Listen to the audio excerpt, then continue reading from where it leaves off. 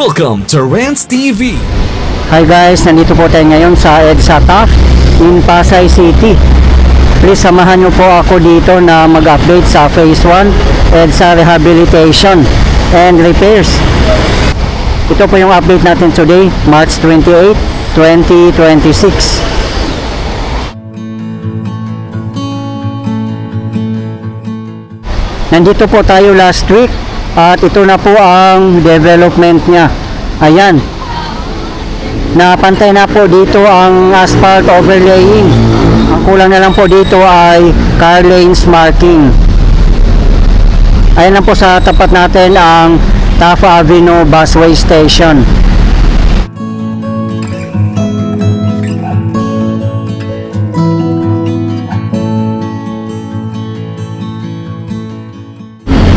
Tara guys, babaybayin po natin to hanggang Rojas Boulevard.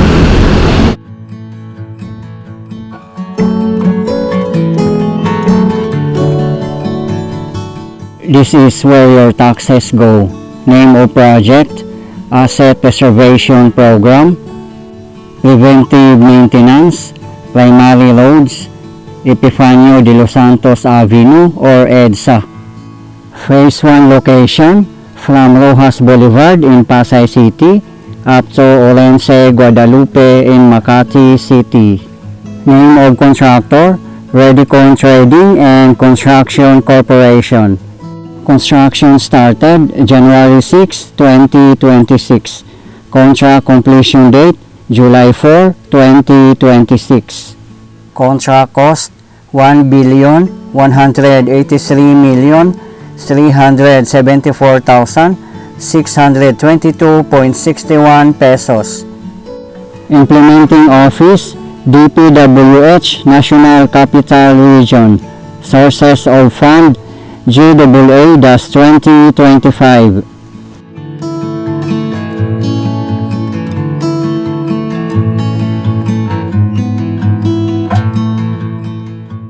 Bukod sa rehabilitation ng mga kalsada at mga sidewalk dito sa kahabaan ng EDSA, may mga improvements din po ang mga MRT stations, mga footbridge, mga busway stations at iba pa.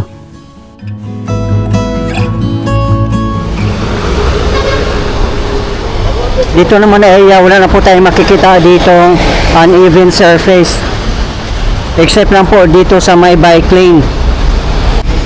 Yung bagong sidewalk po natin ay combined with bike lane na po. Kaya aabutan po siya ng 3 meters ang lapad.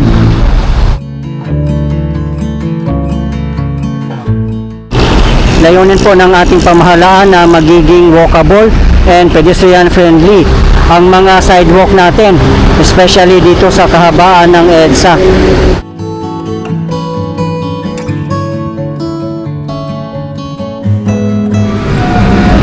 Dito po tayo sa southbound. Malapit na lang po dito ang Rojas Boulevard at MOA. Diyan lang sa bandang unahan po natin.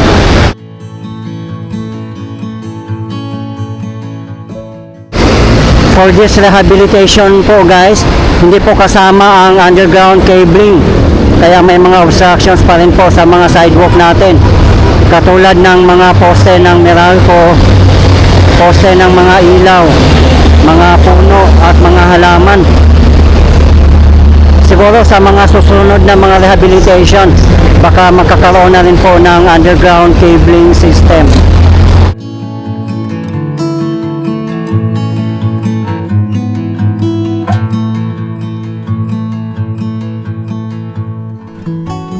Kahit dito na area, wala na rin pong uneven surface. Ayan oh. Grabe, ang bilis po nila magtrabaho.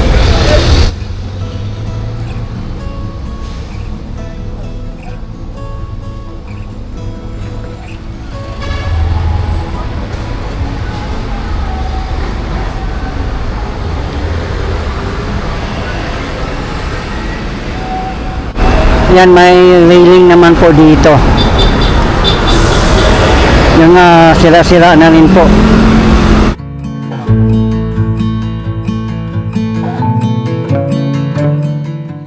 Stone mastic asphalt po ang gamit nila dito at makapal din po ang overlaying nasa 6 to 8 inches din po. Napaka-durable nga daw po ito kasi same po ito sa ginagamit ng mga airport.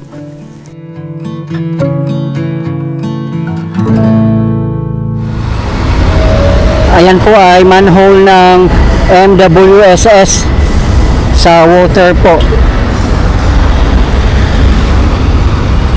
Kung mapapansin nyo po guys, ang dami na pong naka-install dito na mga bagong pailaw. Ayan po, mga street lights. Napakaganda rin po at napakaliwanag na. Lalo na po sa mga MRT stations natin. Ang dami naka-install na bagong mga pailaw. Kung mapadaan po kayo dito sa kahabaan ng EDSA, ang laki na po ng pinagbago guys. Lalo na doon sa may bandang Orense na almost done na rin po ang new sidewalk combined with bike lane. At may mga nagsasabi nga din po or nagko-comment, sana magkaroon din daw ng bollard lights at railing para din po sa safety ng mga bikers. Katulad nito po, may railing. Kasi dito sa side yung pinaka bike lane. Kung sumimplang daw yung biker, mapupunta siya doon sa may kalsada. Kaya delikado daw po. Eh syempre kung ikaw naman yung biker, mag-ingat na lang po at huwag masyadong bilisan ang pagmamaneho, lalo na pag may maraming kasabay na mga tao. At kung wala ka namang kasabay na tao, eh doon ka na lang banda sa gilid para din po sa iyong safety.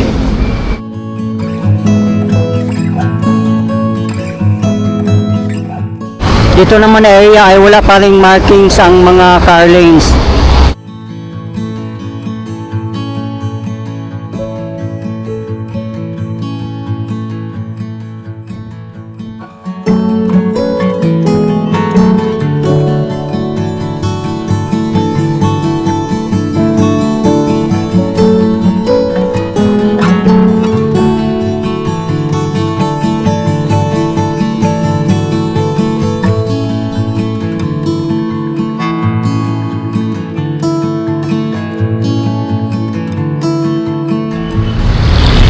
Katulad dito na area, sobrang lapad na po ang sidewalk dito.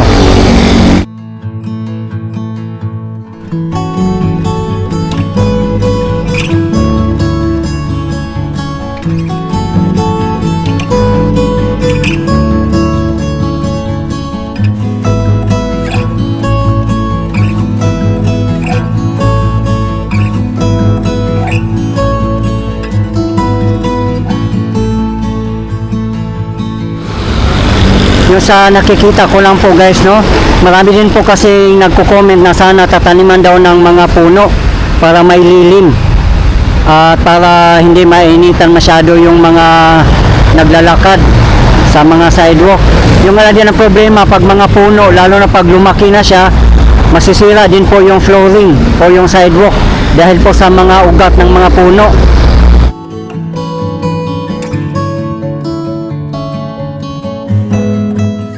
Kung ito lang kaliit na mga puno, ayan, hindi naman yata ito magkukos ng pagkasira ng flooring ng sidewalk.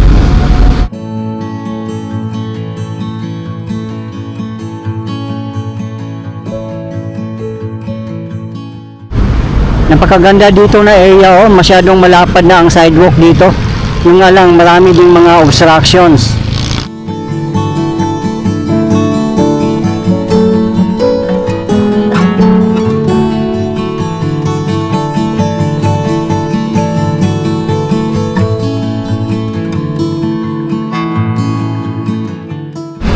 Nandito na po tayo sa FB Harrison in Pasay City.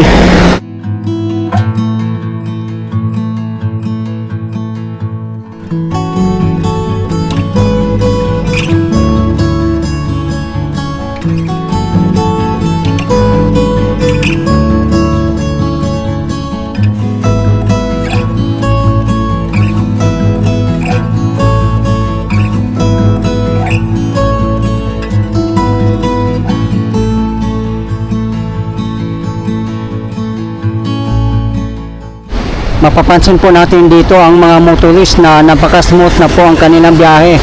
Wala na po kasing mga lubak-lubak.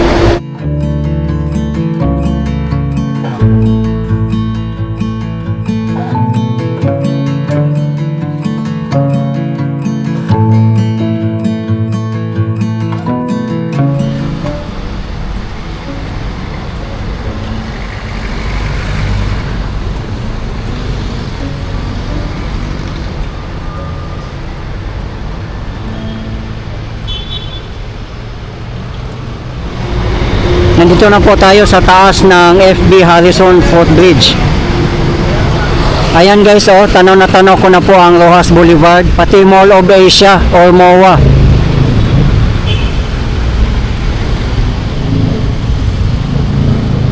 Sa ngayon naman walang nakahiga pa dito sa my footbridge.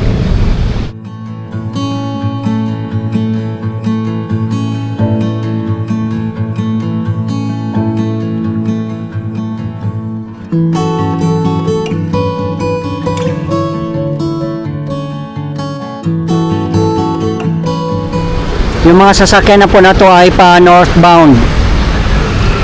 Sobrang daming sasakyan po dito.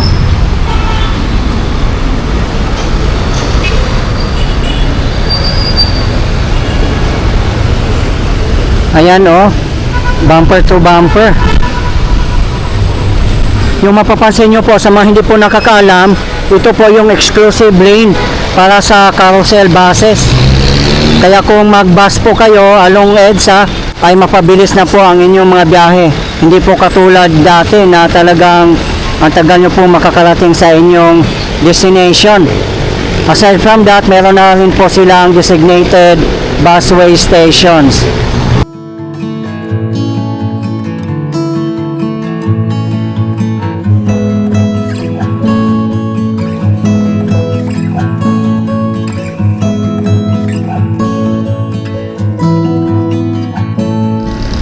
Sa mga hindi po nakakaalam, ang buong EDSA po ang magkakaroon ng rehabilitation and repairs from Roxas Boulevard in Pasay City up to Monumento in Caloocan City. By phase po ang kanilang pagre-repair and rehabilitate.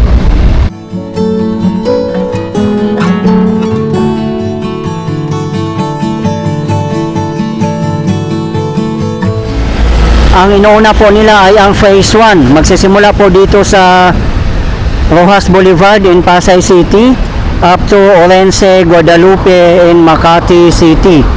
Ang phase 2 naman po ay magsisimula sa Orense, Guadalupe, Makati City up to Cubao in Quezon City. At sabi po ng DPWH ay nasa procurement stage na raw po sila.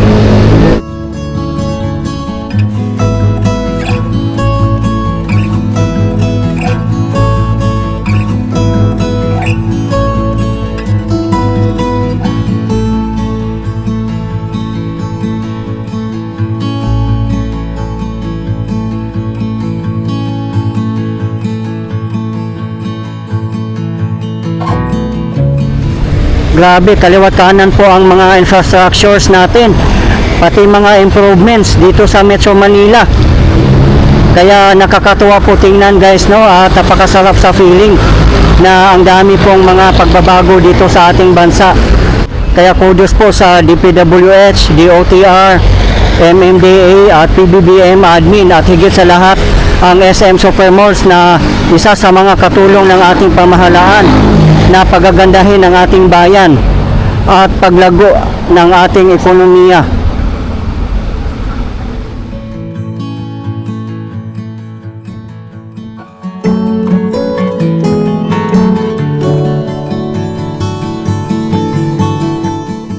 Dito naman na area ay wala pa rin pong markings ang mga car lane.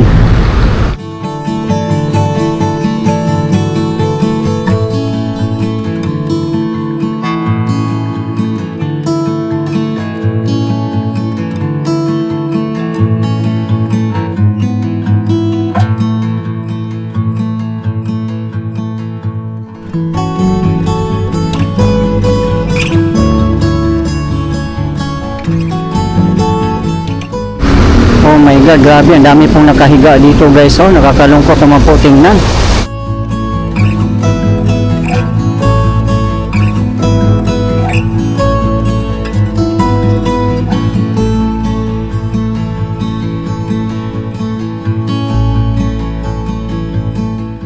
Yan, may mga drainage system pa naman po dito. Ayan oh, manhole. May nag-comment na din po sa atin yung manhole daw, bakit daw tinatakpan ng asphalt. I think pwede naman sigurong takpan kasi malambot lang naman yata yung asphalt siguro. Just in case na may mga emergency, may mga barado or dapat nilang i-repair. So madali lang sigurong hukayin yung asphalt. Hindi naman po siya semento na napakatigas.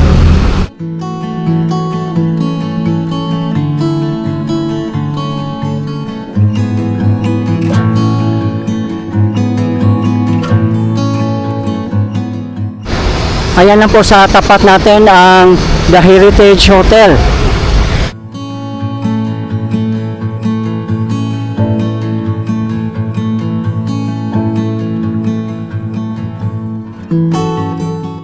Grabe, marami din nakahiga dito guys. Oh.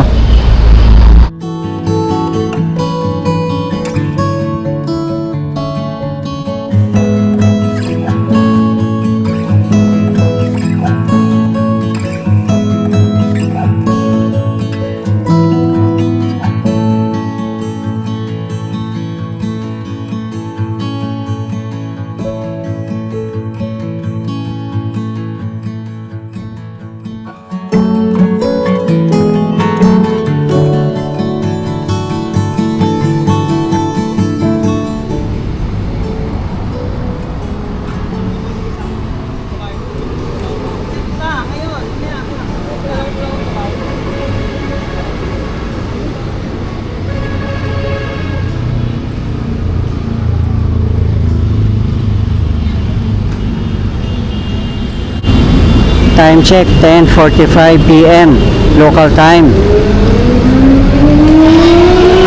Dito naman sa southbound, wala na po tayong nakitang may nagtatrabaho dito kasi tapos na po ang asphalt overlaying.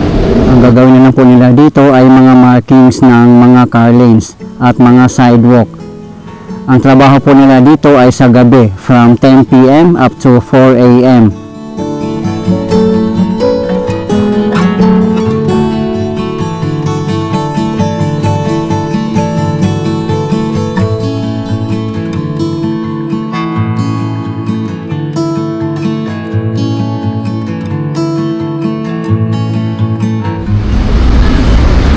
Guys, please abangan nyo pa po ang iba ko pang mga updates, lalo na sa flood control project ng Quezon City, Marikina City, and Pasig City sa kahabaan ng Marikina River.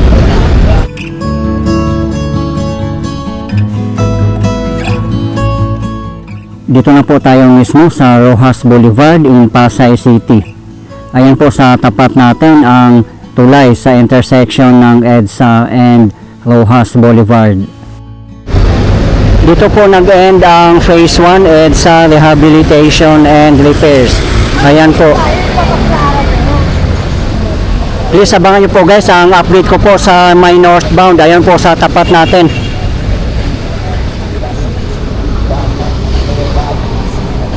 Ayan na po sa bandang unahan natin ang Mall of Asia or MOA. Ayan lang po ang Rojas Boulevard Busway Station.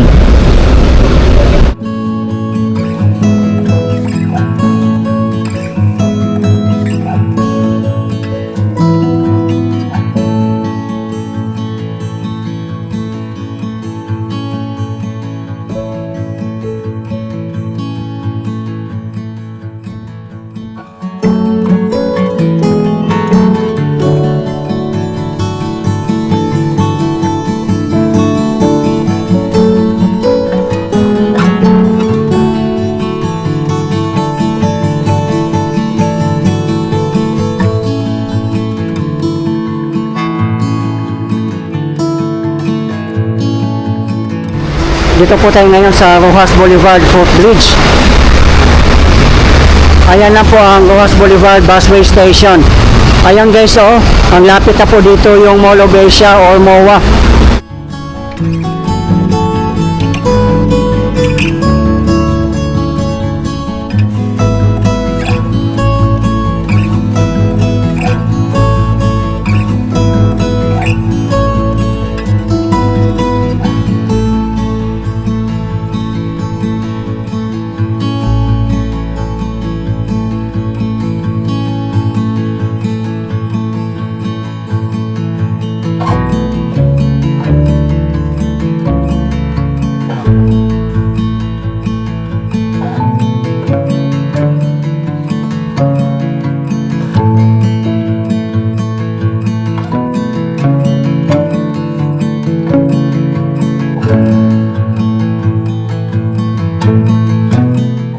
Ito po yung exclusive lane ng carousel buses.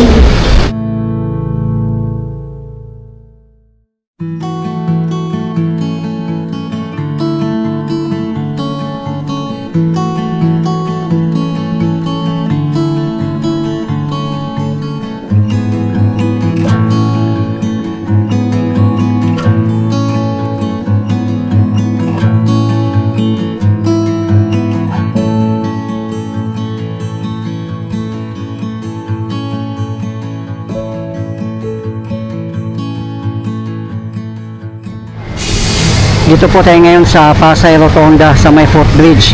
Yan po sa baba natin ang EDSA TAF Busway Station.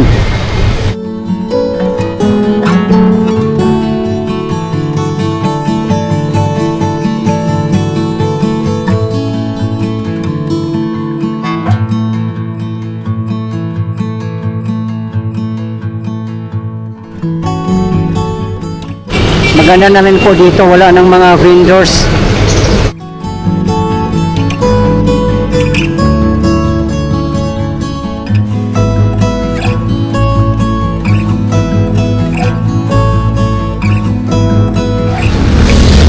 Okay guys, ito po yung latest update natin ngayon ng Phase 1 EDSA Rehabilitation and Repairs from Pasay Rotonda up to Rojas Boulevard in Pasay City as of today, March 28, 2026. Maraming salamat po sa patuloy niyong suporta at panunod ng aking mga videos. I really appreciate po.